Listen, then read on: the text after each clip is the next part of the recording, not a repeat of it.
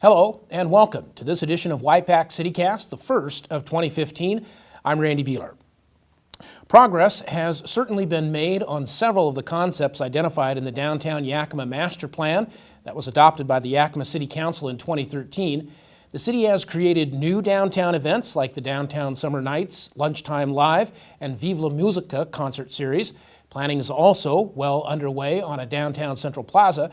Now, the city is focusing on another of the ideas included in the master plan, a combined public market, food business incubator, and shared commercial kitchen facility.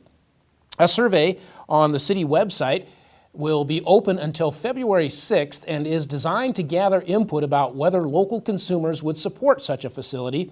The survey asks whether people buy their groceries and produce locally, how often they eat out, how frequently they go to a public market or specialty food store, where they think a combined market, incubator, and kitchen facility should be located, and other information that will be used to help determine the viability of such a facility.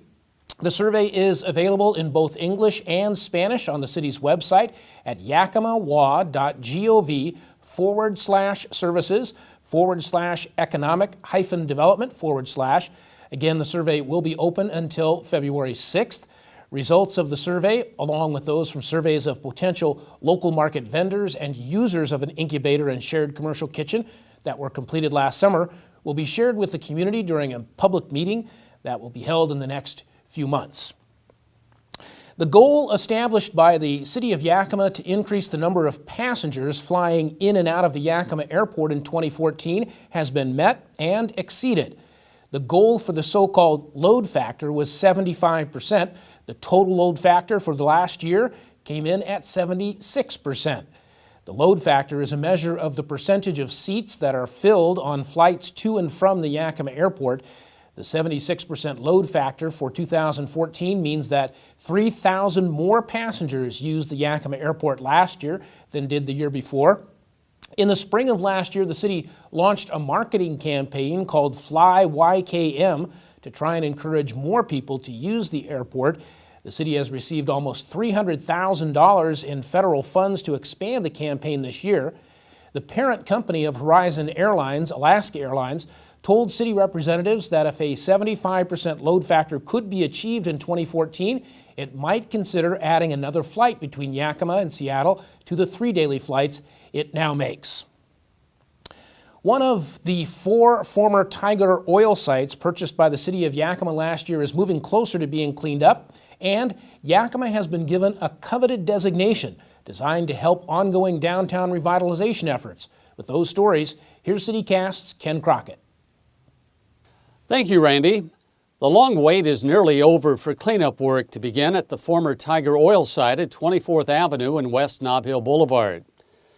The abandoned gas station has been an eyesore for decades, while legal battles were fought over environmental damage caused by leaking underground gasoline storage tanks in the 1980s. The City of Yakima purchased the Nob Hill site last year, along with 3 other former Tiger bin stations, and is working closely with the State Department of Ecology to secure cleanup funding. The first bids for cleanup work will be open later in January, and work on the Nob Hill site is expected to be finished by spring. The city paid $1.1 million for the 4 former Tiger oil sites and hopes to recoup its investment by selling the land after environmental cleanup and other restoration work has been completed. Yakima has been named a Washington State Main Street community. The Downtown Association of Yakima submitted a successful application last month to the Washington Trust for Historic Preservation. The Main Street program provides tax incentives for businesses which support downtown revitalization efforts and also provides other valuable assistance to downtown organizations. Nearly 3 dozen cities have been certified as Washington Main Street communities, and among them is Walla Walla, which helped use the program to revitalize their downtown business district. Supporters of the private nonprofit Downtown Association of Yakima say they have lots of work ahead, including hiring a director to oversee operations. Back to you, Randy. Thanks, Ken. Up next, CityCast Sean Davidow will let you know about opportunities that are available for you to be part of shaping policy for the City of Yakima. You're watching Y-PAC CityCast.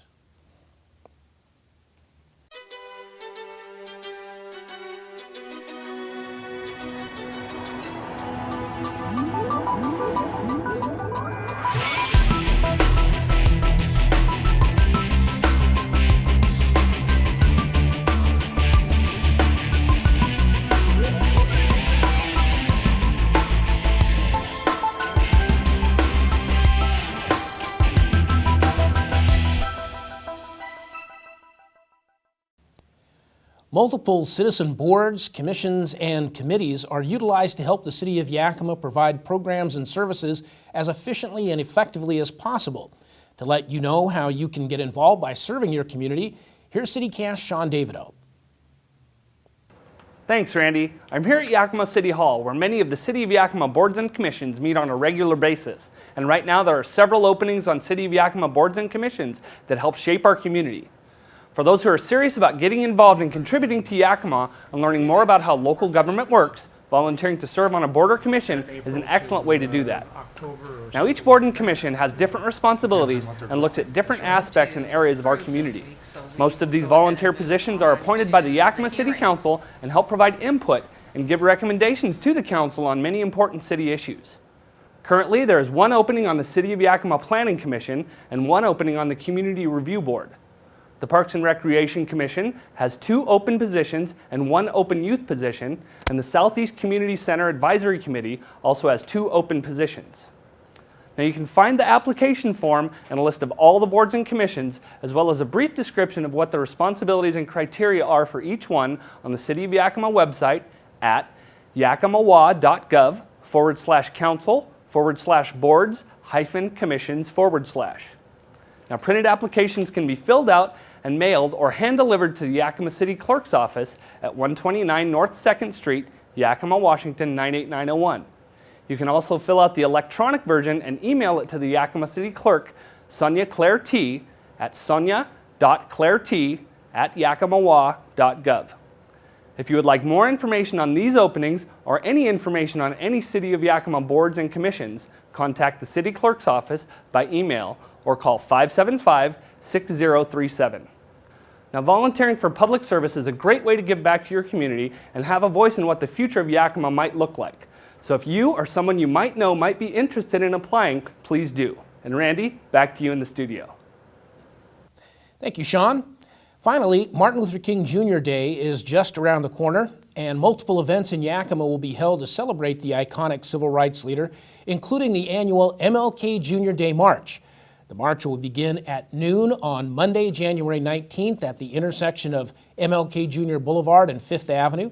Marchers will make their way down MLK Jr. Boulevard to the Yakima Convention Center, where there will be a program including speeches and music. Thank you for joining us for this edition of Y-PAC CityCast. The City of Yakima offers multiple platforms that can help you keep informed about events, activities, and issues affecting the City of Yakima.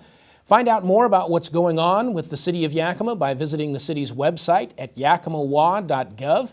You can also find helpful information on the official City of Yakima Facebook page, or if you prefer, you can follow the City of Yakima on Twitter. We'll see you on the next edition of Y-PAC CityCast. I'm Randy Beeler. Take care.